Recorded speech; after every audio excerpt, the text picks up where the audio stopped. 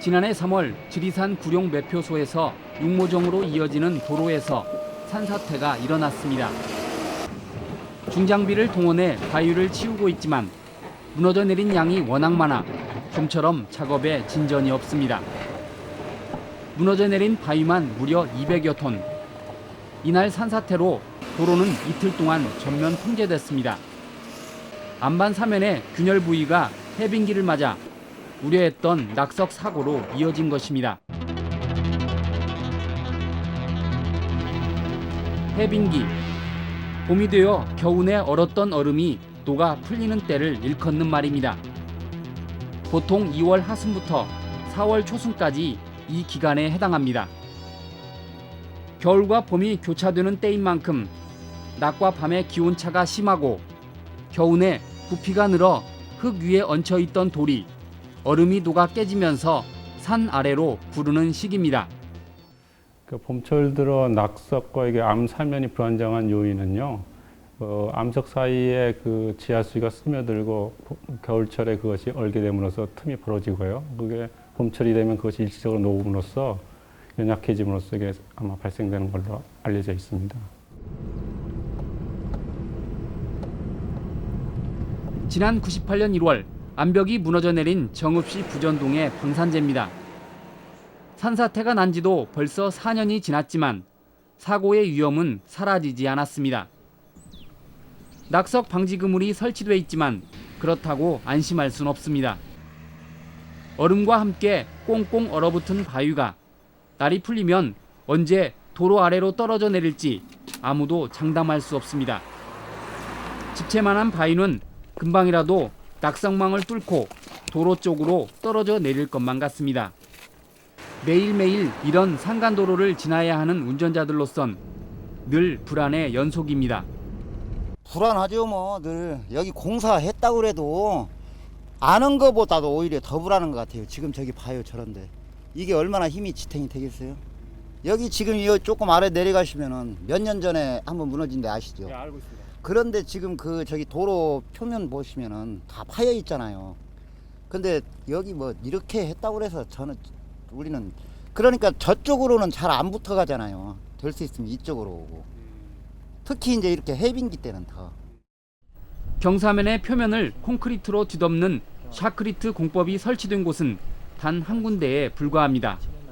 샤크리트의 장점은 표면을 완전히 그 콘크리트로 뒤덮음으로써요. 그 표면이 풍화가 안 됩니다. 그리고 물이 스며들지가 않고 그렇기 때문에 그 사면이 좀 그 반영구적으로 유지될 수 있도록 하는 아주 좀 강력한 어떤 보강 방법이라고 할 수 있습니다. 하지만 해당 관청은 부족한 예산을 이유로 이 같은 샤크리트 공법을 정 구간에서 실시하지 못하고 있습니다. 단가가 이제 비싸니까 실질적으로 할 수는 없으니까 이제 군데군데 위험 개소만 한 것 같은데요. 그러면요.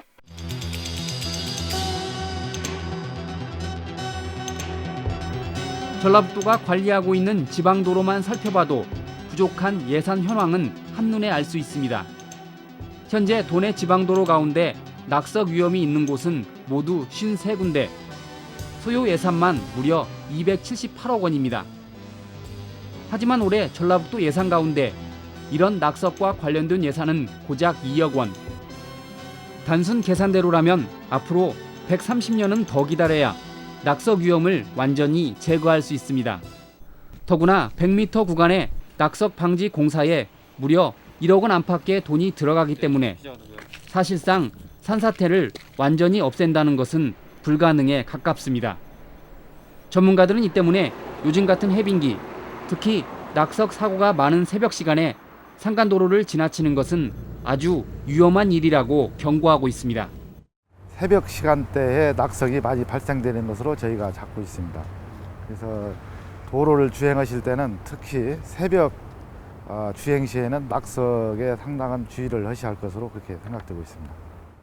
과속을 하지 마시고 제한 속도를 준수하셔가지고 전방에 낙석이 발견 시 급제동이 가능할 수 있도록 그렇게 조치해 주시면 감사하겠습니다.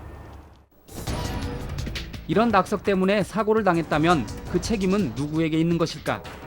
지난달 15일 대구지방법원은 모 보험회사 측이 경상북도와 울릉군을 상대로 낸 낙석 피해 구상금 청구 소송에서 피고들은 원고에게 9,485만 원을 지급하라고 원고 승소 판결을 내렸습니다.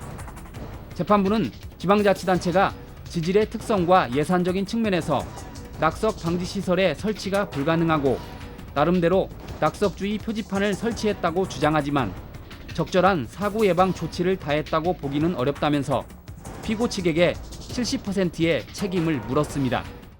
해빙기 때 낙석 사고가 발생했을 경우에는 국가나 또는 그 지방자치단체의 국가배상 책임을 인정하고 있습니다.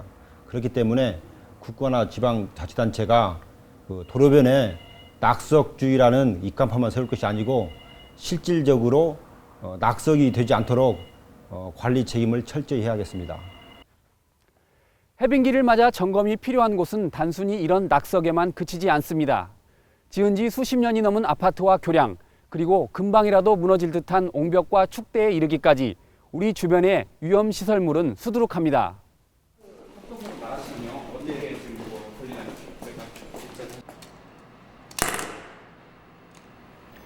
익산시의 한 주택과 직원이 건물 내 콘크리트 강도 검사를 하고 있습니다. 390 킬로그램 퍼 제곱센티미터 나왔습니다. 여기도 210 이상만 나오면 별 문제가 없는데 구조적으로 단단합니다. 해마다 2차례씩 한국전기안전공사와 가스공사 그리고 소방서 등과 함께 펼치는 전기 단속인데 자치단체는 이런 합동 단속을 통해 문제가 발견되는 시설물을 따로 관리하고 있습니다. 점검 결과 위험 요소가 나타난 곳은 긴급 보수에 들어가고 보강에 시간이 걸릴 경우엔 사용 금지나 제한 명령을 내리고 있습니다. 가스안전공사, 소방서, 전기안전공사, 그다음에 시민단체, 이렇게 주택과 이렇게 하고 있습니다. 적발되면 어떻게 돼요? 적발되면 저희가 이제 각 개별적으로요, 개별법에 의해서 시정 통보를 보냅니다.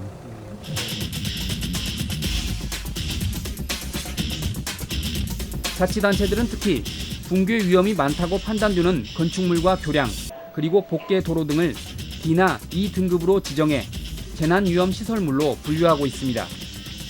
금방이라도 붕괴될 위험이 있기 때문에 자치단체는 이런 위험시설물을 특별 관리하면서 철거나 재건축 같은 조치 사항을 유도하고 있습니다.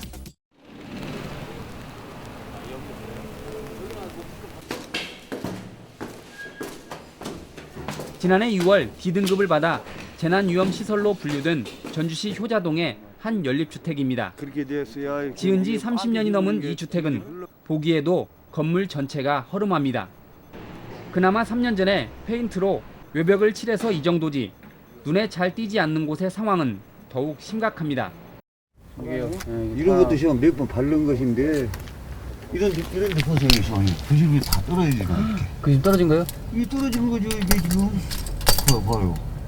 이렇게 생긴 게 이 아래 지금 오는데 저런데 다 비슷비슷하게 생겼으니까 그냥 이거 뺑기를 치르고 또 막 세면 바르고 해도 견디들 못 오더라고요.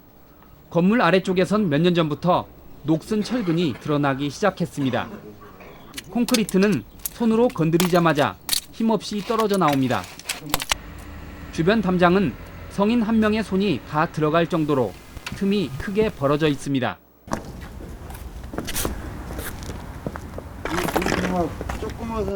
건물 옥상은 더 큰 문제입니다.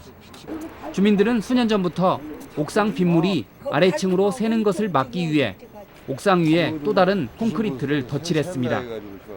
하지만 이것도 잠시뿐. 어느새 새 콘크리트도 갈라지기 시작했습니다.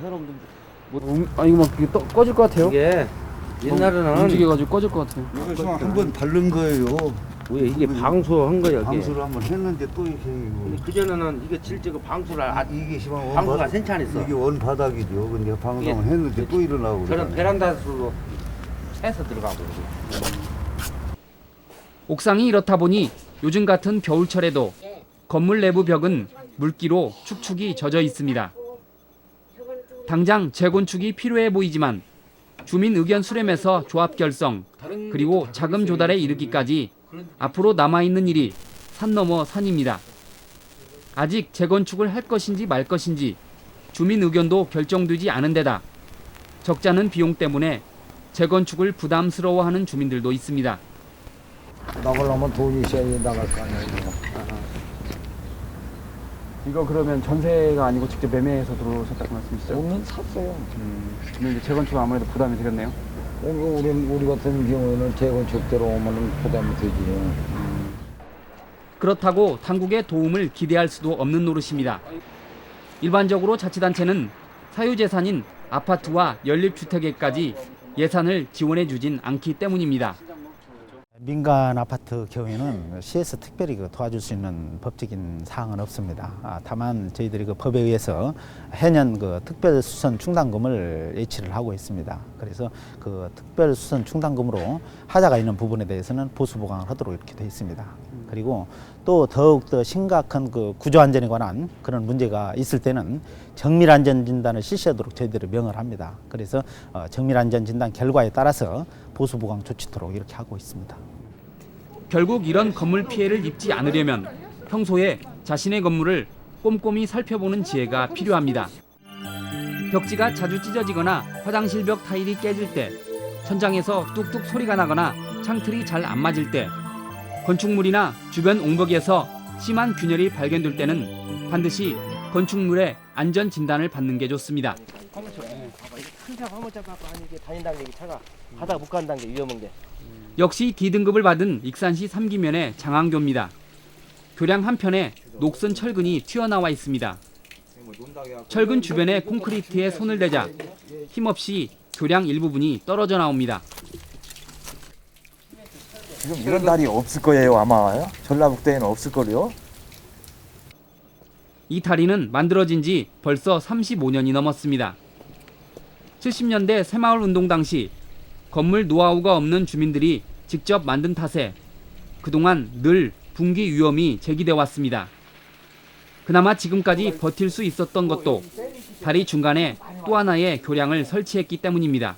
이곳이 없으면 더 위험했죠. 이거 하기 전에는 참나무 큰 걸 저희 세웠거든요, 쭉하니. 그러다 보니까 비가 많이 왔을 때, 홍수 났을 때 떠내리 갔어요, 그게요. 그래가지고 그걸로 안 돼가지고 이걸 넣은 거죠. 하지만 가운데 교량도 부실하긴 마찬가지입니다. 아니, 우리 해준다고 했는데 모르겠네요. 이거 해준다고 한 지 언제? 올해예요? 아니면 언제? 작년에도 해준다고 했는데 시장님한테 건의를 했거든요, 이거요. 올해 금년에 건의를 했는데 올해 해주신다고 했어요. 전라북도는 이 때문에 지난해 6월 이 다리를 재난위험시설인 D등급으로 분류하고 3톤 이상의 차량의 진입을 금지시켰습니다. 하지만 취재가 진행되는 시간에도 버젓이 5톤의 화물 차량이 다리를 건너고 있었습니다. 일부 사람들은 모르죠, 이런 상태가 이렇게 금방 가납게 생긴지를 모르죠. 이거 통행 제한이 있는데도 실제로 왔다 갔다 한다 이거죠? 그러면 그래서 도행지 하나 사람이 아무리 바리케이트를 쳤다 해도 철거라도 하고 다녀야지. 그럼 사람이 어떻게 이 다리를 통과 않고는 못 다니는데. 다리 상판도 오래전부터 부식이 시작돼 비만 오면 그대로 빗물이 흘러내리고 있습니다. 농어촌 도로와 연결되는 교량이라 비교적 차량 통행이 뜸한 게 다행이지만 여름철엔 주변에 피서 차량들이 많이 몰려서 언제 인명사고가 발생할지 걱정이 많습니다. 여름에 사람들이 많이 오고 또 여기가 물이 고이면 물이 여기서 스며들고 그러니까 더 위험하죠. 물이 뚝뚝 떨어지니까요. 여기 고였던 물이. 그러면 부식이 빨리 되겠네요. 그러죠. 이 밑에는 다 금 갔어요. 쭉쭉 가 있어요. 현재 전라북도에는 이런 재난위험시설물이 모두 63군데나 있습니다. 이 가운데 교량이 47군데로 가장 많고 아파트가 8군데, 그리고 연립주택과 건축물이 2군데로 그 뒤를 잇고 있습니다. 소유자별로는 공공시설물이 49군데, 민간시설물이 14군데입니다. 전라북도는 이렇게 분류된 재난위험시설물을 일선 시군으로부터 통보받아 관리하고 있습니다. 도에서는 이러한 그 재난 시설물들의 그 재난 예방을 위해서 1차적으로 이제 해당 시군의 그 시설물 관리부서로 하여금 그 매월 1회씩 정기 점검을 실시토록 하고 있으며, 또한 이제 그 시설물별로 이 재난 위험 요인 해소를 위해서 이제 보수 보강 등의 그 장단기 해소 계획을 이제 수립하여 추진토록 하고 있습니다. 하지만 우리 주변엔 아직도 D급 판정을 받지 않았지만 위험한 곳이 많습니다.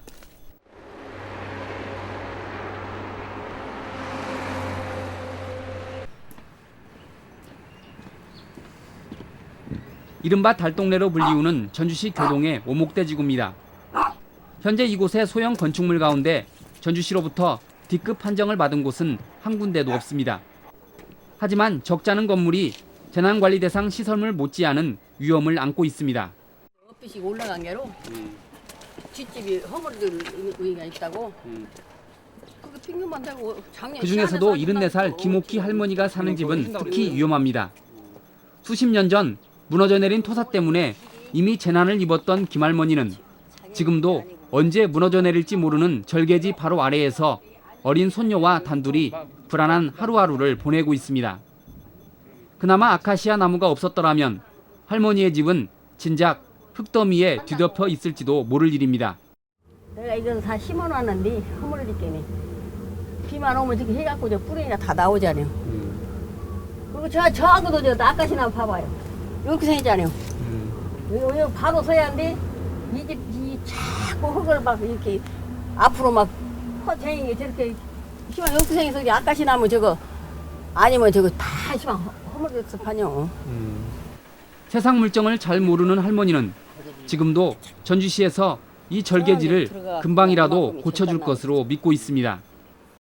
시에서 해준다고 이게 사진이랑 찍어가고 나한테 이렇게 마이크랑 대고 말랑 시키고 그런데요. 뭐라고요? 해준다고. 하지만 할머니의 집은 아직도 D급으로 지정돼 관리되고 있지 않습니다.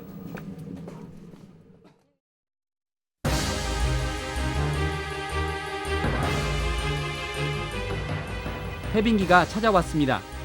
얼었던 땅이 녹으면서 벌써부터 낙석과 건물 붕괴 같은 위험이 우리 주변에 도사리고 있습니다. 하지만 아파트와 연립주택은 사유재산이라는 이유로 그리고 교량 같은 공공시설물은 예산이 부족하다는 이유로 제때 보강공사가 이루어지지 않고 있습니다. 그래서 해마다 찾아오는 해빙기는 더욱 무섭습니다.